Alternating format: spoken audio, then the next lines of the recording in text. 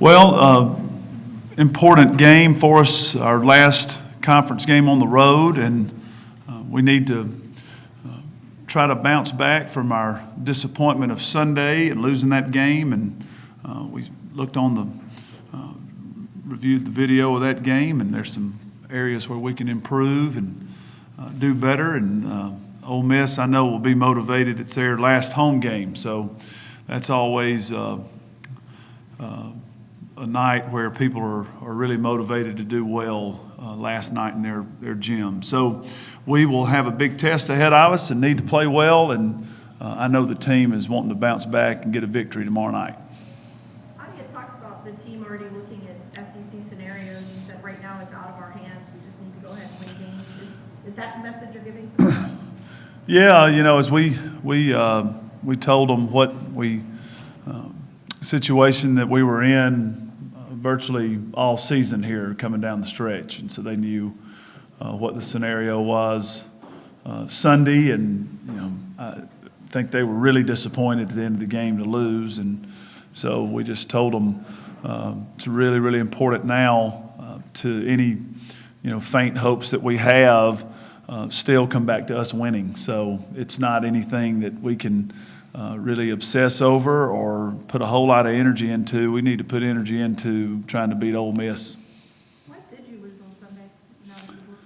Well, we just we had a first half that was just uncharacteristic for us defensively, and I think LSU scored a lot of buckets at the end of the shot clock that sort of deflated us, and we just did not play in the first half with a championship-type effort. It was just an okay effort, and LSU made us pay for that, made some shots that maybe they don't normally make, but in that game you have to respond. Every game's different. You can't always just play percentages. You can do that with a game plan, but once the game gets going, you have to respond and make some adjustments, and we just didn't play a good half of basketball, and it cost us. Is that a good teaching tool to have at this end of the season, to say you can't have a let-up, you can't have a 4-minute segment that isn't your best? I think it's really important when you have a disappointment in your life, or you have a challenge or a failure, to try to do everything you can to learn from it. I think you're exactly right. We definitely were able to go back and review the film, and you can see that we just didn't respond the way that we wanted to. And a lot of times, the players are out there in the game, and maybe they don't feel it or they don't understand it. And then you go back and you show the film, and they're just like, gosh, I can't believe that's what happened. But all of us make mistakes and have struggles, and the real key is can we see that, which it was a very disappointing loss, but the fortunate thing is time to learn from it. It's not the last game of the season, and it's not the final game we're going to play, so I think it's a great opportunity to learn. Good wake-up call for us. Matthew, when you look back on it, how will you define Adi as important being here these 4 years at this particular time in the school's history?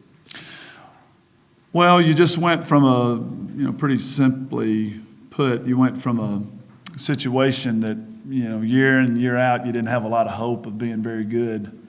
And now there's hope here that you can be really good. And that would be how I would sum it up. It's a very, very different deal she's walking out of than she walked into. She's a big part of that. At some point over the last year, you said that you can almost like plant a stake in the ground the time when Adi showed up here. I mean, is that the marker for you? Is she the marker for when you spun this into something? Yeah, that and at the same time, Victoria really emerged as the player of the year in the league, and so the flag is placed in the ground at the moment that Adi stepped on campus, and she's not the sole reason, but that's the moment. That is absolutely the moment that it changed into something very, very different than what it was. So, she has proven it in the record books. She has proven it in the win column. She's proven it with, championship performance. I mean, she is the best player that's played here in a generation or two. And, you go back to Valerie Steele, to a player that had that kind of impact. So she is remarkable. She said that one of the reasons she opted not to go to Louisville is she didn't want to follow Angel McCoughtry. She kind of wanted to be an Angel McCoughtry for her program. Do you think she's close to that level for what she's done here? I would say so. I would think that it's very similar results. I think Angel really elevated that program, and Adia has definitely helped elevate this program. So I would think that she would have to feel great about that comparison, and if that's what she wanted to do, she clearly changed the program and certainly became what the program was identified with as a singular player. So I think she probably did what she wanted to do. They talked a lot about their recruiting and how different it was when you recruited them from a coach's standpoint. How has recruiting changed from when you recruited them to now all the McDonald's All-Americans and people know Kentucky and want to come to Kentucky and see the success you guys have had? How has it changed from your perspective? From when I was recruiting them to who I'm recruiting now? Well, it's changed a lot, and those, the biggest thing that changes recruiting in my mind is winning. And so that's why you're so grateful for a couple of kids like Brittany and Adia who have the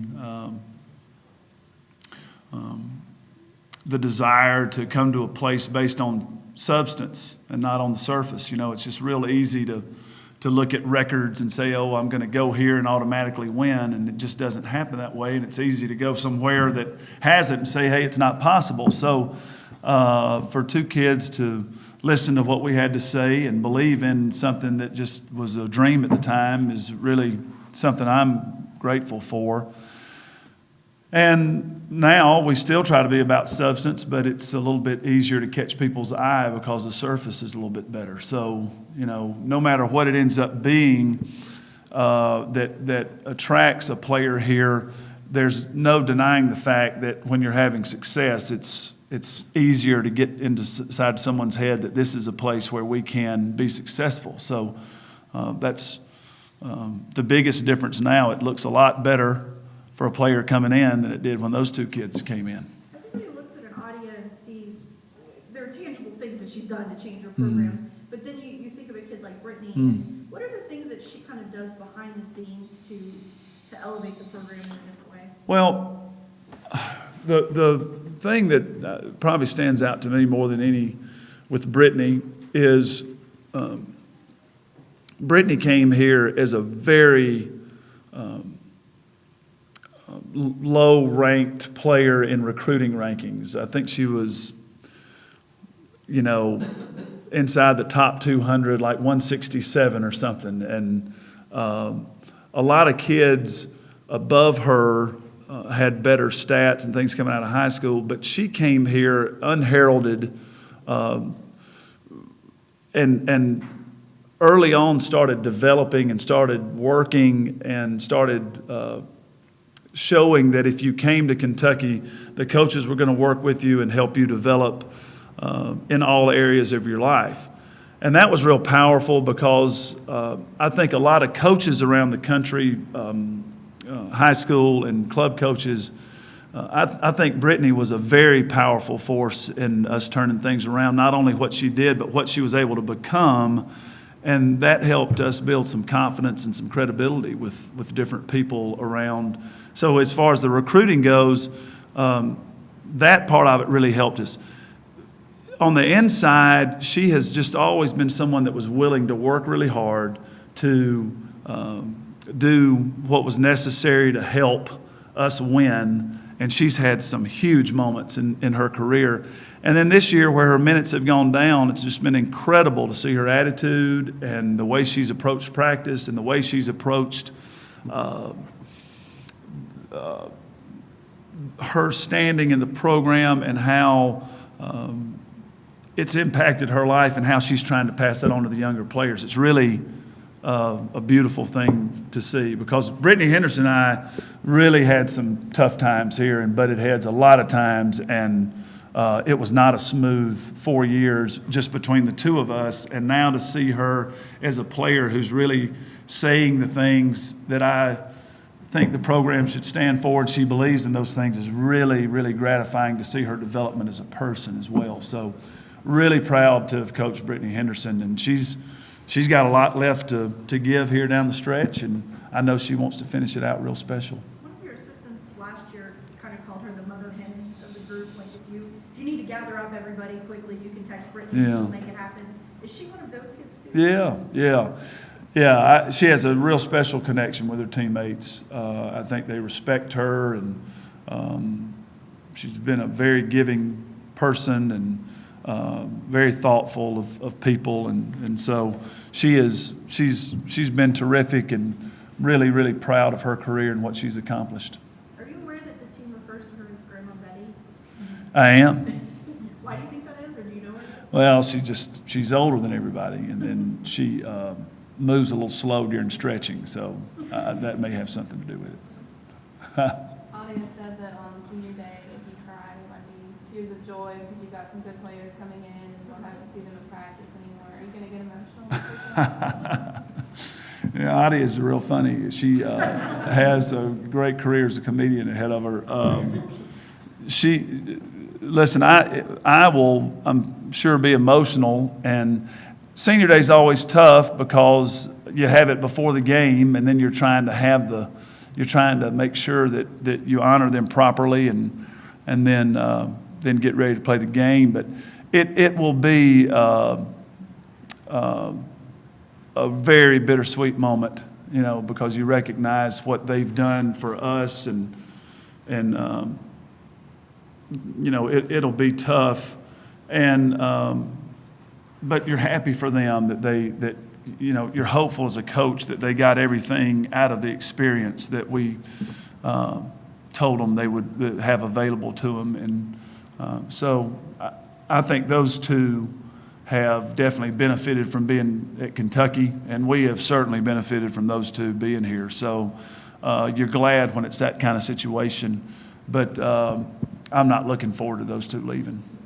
Have you heard that Adia does impressions of you, and have you ever seen one? Well, I've heard, but I haven't seen one. I haven't seen that. Hopefully one of these days I'll be able to see it. She said they set off. They know I'm a little crazy, and I may go off at any point in time, so they don't need to do that stuff around me, probably. She said they set off fireworks at your house for your birthday. Is that the craziest thing they've done to you? No, they've done far crazier things in practice to me. I've literally almost expired 10, 12 times during their career, and both of them were directly involved in the incident. So things that they've done to try to, and I've accused Brittany Henderson of trying to kill me before. She's literally tried to make me have a heart attack and kill me before. So she denies that, but I'm telling you it's true. So Brittany, it's a good one on Brittany. Brittany evidently has,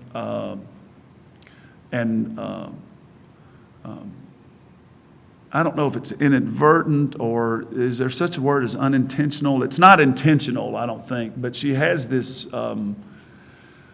when I would be addressing her, it would look like she's rolling her eyes at me.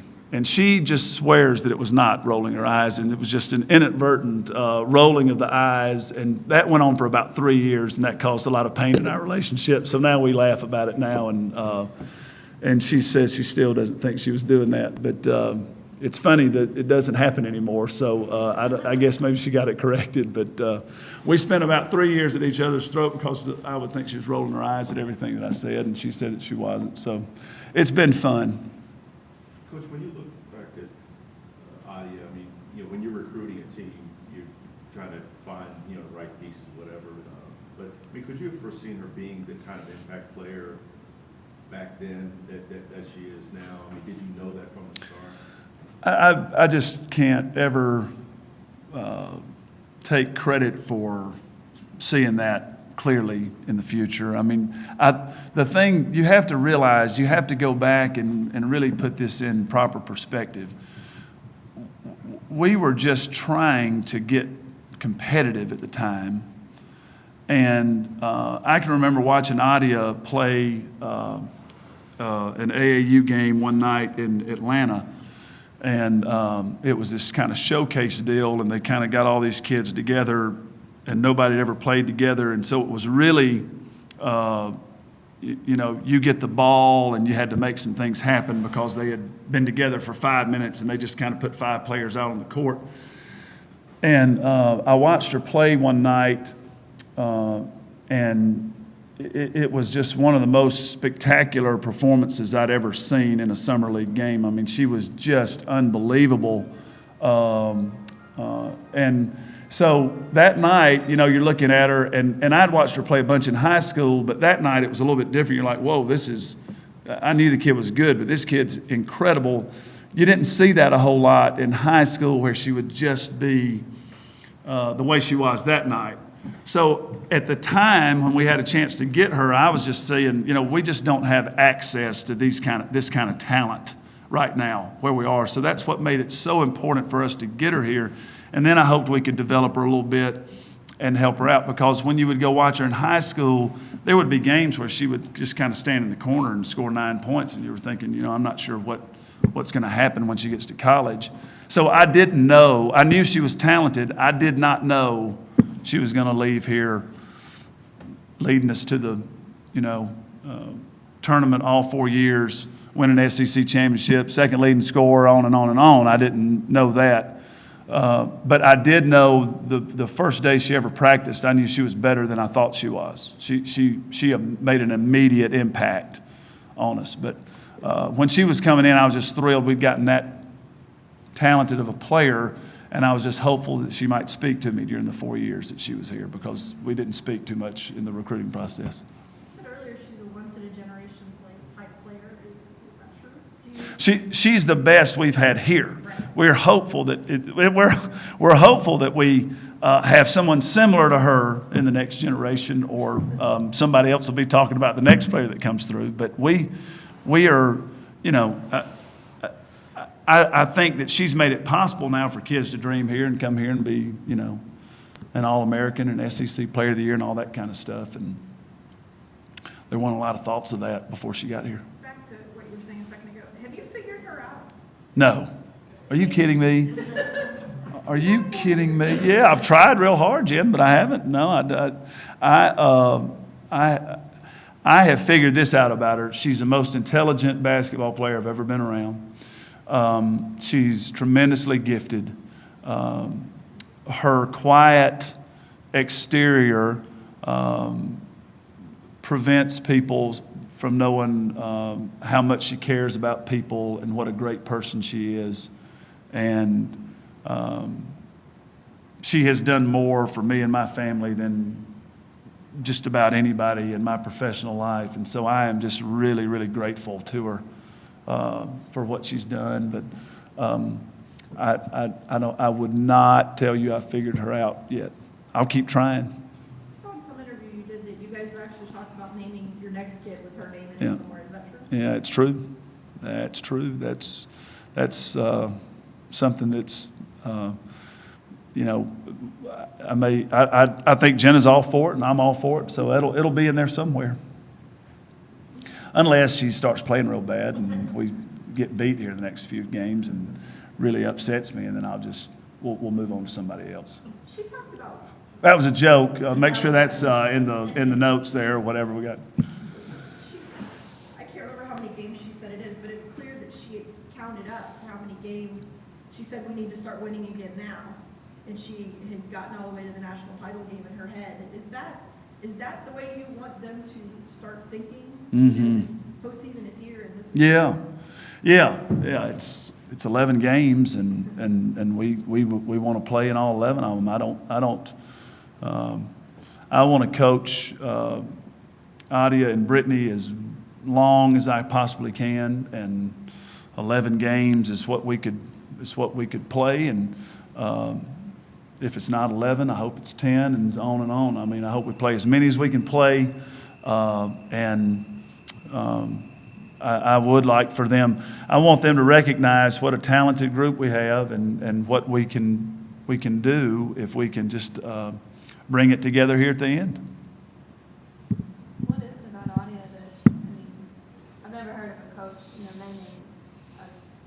kid after a Mhm. player? What is it about her that makes her that special that you would, you know, kind of bring her into your family almost? Well,